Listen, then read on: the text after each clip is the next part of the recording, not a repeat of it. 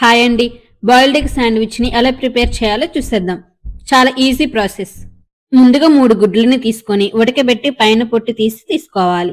ఈ గుడ్లను సగానికి కట్ చేసి యెల్లో పార్ట్ని ఒక బౌల్లో వేసుకొని మ్యాష్ చేసుకొని వైట్ది చిన్న చిన్న ముక్కలుగా కట్ చేసి ఈ బౌల్లో వేసుకోవాలి.